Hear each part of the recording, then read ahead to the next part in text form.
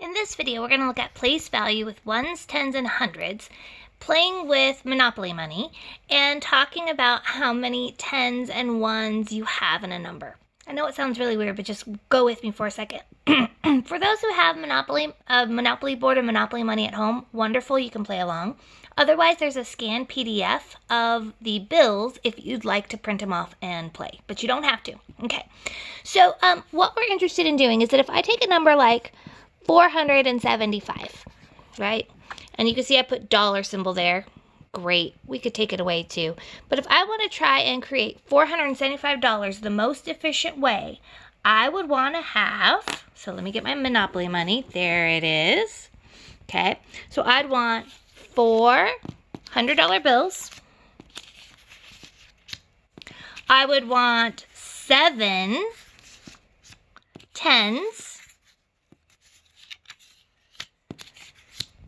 And then I'd want 5 ones. Okay. Right, you guys have all played Monopoly, or at least played with real money too. Okay. So what we have basically is expanded form. We have 4 hundreds,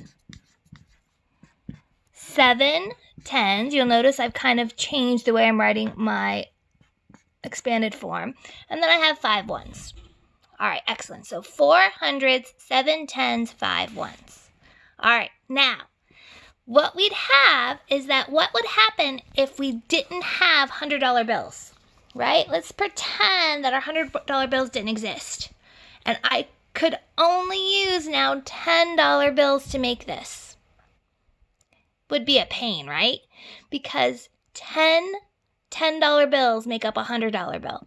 So I would need 40 to make this up, plus 7 more. So this would be the same thing as having 47 tens and 5 ones. Okay, now let's say I took away the tens and all I had was ones. Oh my gosh, that would be a nightmare. To write 475 all in ones, I need 475 ones. Okay, so what we have is we have 3 representations of the number 475. One utilizes hundreds, tens, and ones. One only uses tens and ones, and the last only uses ones. All right, the reason why we do this is because of the idea of place value and how to write something with exactly how many tens, how many ones, and that sort of thing. So what happens here, guys, is that hopefully you guys all agree that we would write 475 as exactly 475 ones. Does everybody agree with that statement? Okay. However, if I needed to write it with tens, so 475 is exactly how many tens? Well, it's 47 tens, and then we didn't have enough to make up a whole nother 10. Okay. In fact, we're short by 5. So what happens is that when you want to talk about how many tens it is, the decimal place that is here would actually move here. So this would be exactly 47 whole tens and 5 tenths. So 47.5 tens. So 47 whole tens, and then this is the portion. All right, we're going to try it again. If I had 475 and I wanted to know exactly how many hundreds. Okay, we know that this has 400. The 75 isn't enough to make up another 100. So this is a portion of 100. What portion is it? 75% of it, basically. So we'd have 4, and so we're going to move the decimal 2 spots. So this would be 4 and 70.75 hundredths. 4.75 hundredths. Okay, now we're going to practice it with just a number as I move my money. Move it.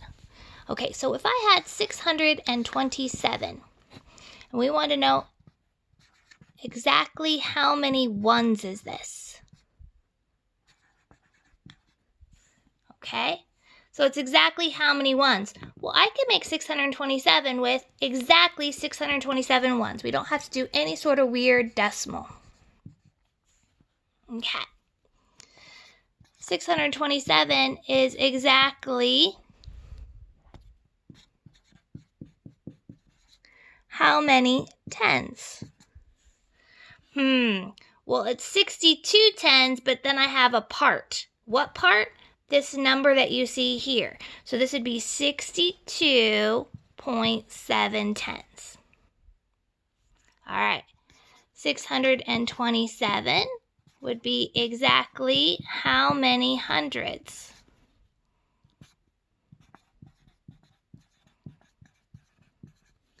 Well, it's 6 hundreds and then a portion of 100. So 6 hundreds, so 6.27 hundredths. All right, I hope this helps with your homework.